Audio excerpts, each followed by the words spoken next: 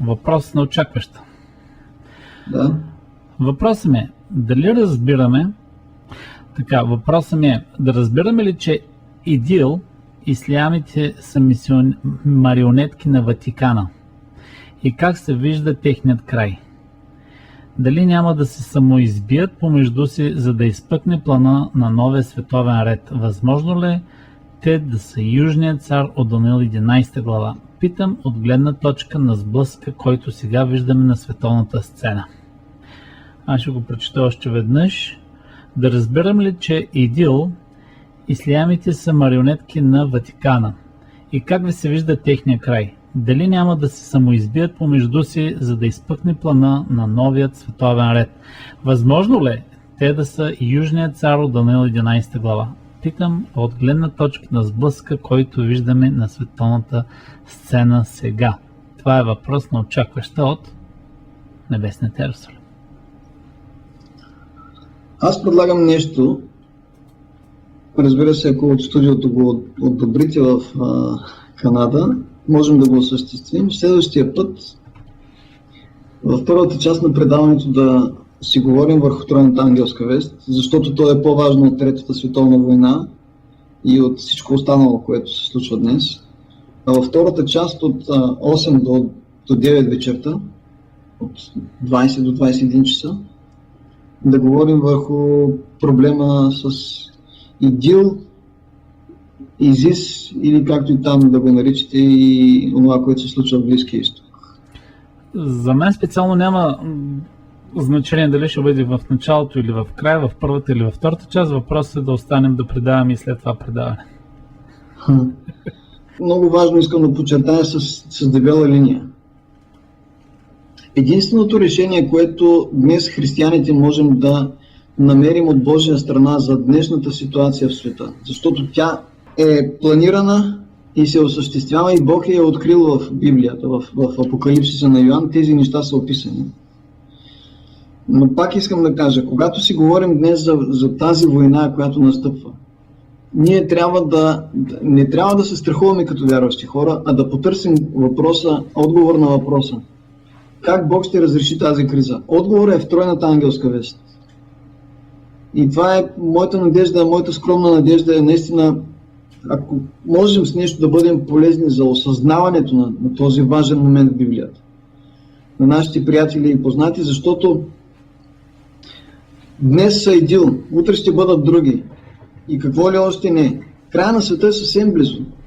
И единственото решение за нашите духовни потребности и за нашата вечна участ се нарича тройна ангелска вест. Откровение 14, 6 до 12. Затова ми се иска да не прекъсваме първия час да разгледаме въпроса за следващия въпрос от тройната ангелска вест, но вижте, миналата седмица го четох, днес отново го прочетох в Newsbg, мисля, че Обама е внесъл като искане, всъщност там при тях не е парламент, забравях как се казва институцията, в която той внася своите планове и своите искания, Конгреса. Да, Конгрес. Той е внесъл искане за $500 милиона, които са му одобрени от Конгреса на Америка, за да ги инвестират $500 милиона, това е половин милиард, за да ги инвестират в обучението на сирийските бунтовници против терористите от ИДИЛ. Онова, което е много интересно сега в цялото това информационно комюнике, понякога журналистите не знаят какво пишат. Там в това комюнике пише, че те ще бъдат обучавани в неизвестна държава, тя няма да бъде обявявана тази държава, от специалисти на ЦРУ. Нали разбирате какво всъщност ни се казва тук? Масовия потребител на информация, масовия зрител на телевизията няма да разбере какво се казва. Но тук ни се казва, че всъщност едни пари ще даде Америка, която е затънала не до гуша, а до шапката си в дългове. Америка ще инвестира половин милиард в обучението на нови терористи, с които да се бори против старите терористи. И сега аз питам, кой е създал старите терористи? Пак същата Америка. Нека вижте... Ако трябва да бъдем... Аз се радвам, че съм българин и се радвам, че в момента по някакъв начин размишляваме заедно с българи, защото българите сме по-така интелектуално активни. Може да сме хора без образование, въпреки това не сме застрелени като средностатистически американец, без да обидя никой американец. Но вижте, Садам Хюсейн беше марионетка на Америка. Те го обучаваха, те го създадоха. Нали? В един момент Садам Хюсейн по необясними причини се обърна към комунизма. Същата е историята в Либия. Същата е историята в Египет. Да. Значи това са...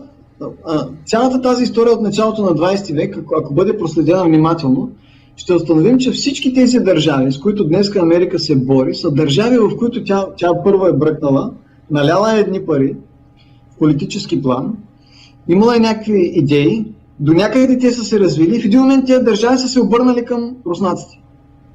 Независимо дали става за Съветски съюз или за Руска федерация днес. Както казват в Щатите, много мои познати, какво in the world не смеят да кажат какво по дяволите се случва. Какво по дяволите прави Америка с тези народи и с тези държави и с тези политици? В крайна сметка те се обръщат към Руснака, към Русия, за да търсят помощ и развитие в бъдещето си. Само искам да ви посоча един абсурд в момента, който се разиграва пред очите на целия свят. Една държава, която е членка на НАТО, Турция, в момента се преориентира икономически към Евразия. Защо тази държава, в която толкова много западни капиталистически държави от първия свят са наляли пари, за да строят заводи и да развиват бизнес отношения с Турция, защо тези неща ще бъдат изгубени в крайна сметка съвсем скоро? Защо Турция се ориентира към Евразия? Западното мислене има проблем. Западният човек смята, че той е повече от всички останали. Западното мислене не е формирано от западните демокрации. То е формирано в един дълбок, стар, ретрограден аспект от католическата църква. В западните държави днес, ако познаваме историята на Западна Европа, ще установим, че прогреса на Западна Европа е бил спълнен стотици години наред, защото католическата църква иска да владее над умовете на обикновения човек. Спъван стотици години наред. Ще ви дам само един пример, уважаеми слушатели. Преди няколко месеца разровиха гроба на крал Ричард Лъвското сърце. Мисля, че го познаваме повечето от нас или най-малкото сме чували за този човек. Това е един човек, който е изпратен на кръстоносен поход от католическата църква, но като стига на изток в Йерусалим и установява колко миролюбиви хора са палестинците, той отказва да води военни действия. И целите, за които е изпратен, той ги постига с мирни преговори. Понеже обаче Ричард не е някакъв загубен поданик на католическата църква, той е автоматично обявен за враг на Ватикана и на няколко пъти е залавен, после някои са му помагали да избяга от тук и от там. В крайна сметка той няколко години лежи по затворите на Западна Европа, докато успява да се добере с много мъка до Англия. Изровиха гроба на Ричард Лъвското сърце. Чува ли някой от нашите слушатели какво откриха там? В гроба на крал Ричард Лъвското сърце. Нямаме реакция до момента. Нямаме реакция. Никой ли няма да каже поне едно да? Очаквам на скайпа да го напишат. Става въпрос за средновековието. Средновековна Европа. В гроба на Ричард Лъвското сърце беше открит велосипед. Велосипед с формата, с която в края на 20-21 век той е познат на човечеството. С спици, с капли, с верига, с кормило за управление, с гуми, които предна и задна гума са еднакви по големина. Това не е велосипеда на Чарли Чаплин, който той кара в немите си филми с едно огромно предно колело, разбирате ли?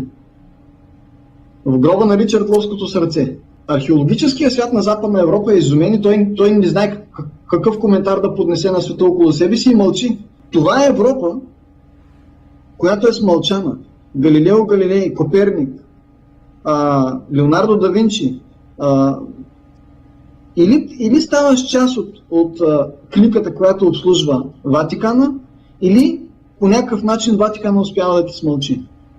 Стотици години наред западният свят, мисловният свят на Западна Европа е реформиран, променен и то унищожително, деградивно. И днес Западна Европа мисли по един много странен начин, който е неприемлив за изтока. Затова изтока бяга от Западна Европа. Дори от Америка, защото Америка е изградена от западноевропейци. Дори от Америка. Защо? Простия факт, че една голяма част от американските средностатистически богаташи инвестират парите си в далекоизточните банки, в които работят изключително и само мюсюлмани. Говори нещо много страшно. Когато вземете мисленето на западния банков модел, това е мислене, при което аз инвестирам някакви пари, които носят печалба. Малка печалба на мен, огромна печалба на банкера. Банките от далечния изток, банкерите мислят по съвсем различен начин. Те казват така: ние работим за нашите клиенти, за да им осигурим възможно максималната печалба, а онова, което остава за нас, ни е нужно само за разходите, които имаме по обслужване техните интереси и нищо повече. Това е изключително прогресивно мислене. То не съвпада с западния модел. Днес света не воюва за територията на Ирак и Сирия.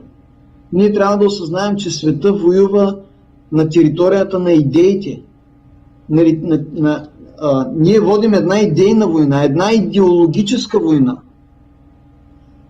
Дори ако щете, това, което ви говоря сега, малко или много променя вашето мислене, защото новия световен ред не може да се реализира, ако всички свободомислещи хора не бъдат смълчани. Ако всички интелектуалци, които се борят за личната си свобода и за личното си пространство, не бъдат изритани извън обществото. Ако те не бъдат изхвърлени от обществото на Западна Европа и на Америка, новия световен ред не може да бъде реализиран. И Библията казва, че тези, които планират новия световен ред, няма да успеят да се справят. Няма да успеят да се справят. Те ще се справят с всички локализирани врагове. Но, като цяло, Библията твърди, че пламъка на свободата ще остане да гори във всеки един поробен народ. И в крайна сметка новия световен ред ще трае само няколко месеца. След което човечеството ще изригне като един небивал вулкан и ще унищожи всичко, което новия световен ред е създал. По един непоправим начин, бих могъл да кажа, познавайки библейския текст. И когато днес си говорим за Идил или за Изис и така нататък, защото някои го наричат Идил, други го наричат Изис, става въпрос за един план, който е абсурден по своята същност и в крайна сметка ще доведе човечеството до там, че с нашия свят, ние с вас, хората, ще бъдем противопоставени на Бога. На Бога. Тази война е една пропаганда, в която ние не осъзнаваме, че биваме въвличани. Но това е една пропаганда, в която ние рано или късно ще спрем да виждаме врага в себе си и около себе си и ще отправим очи нагоре към небето, за да видим врага в Бога. И това е най-страшното, за съжаление.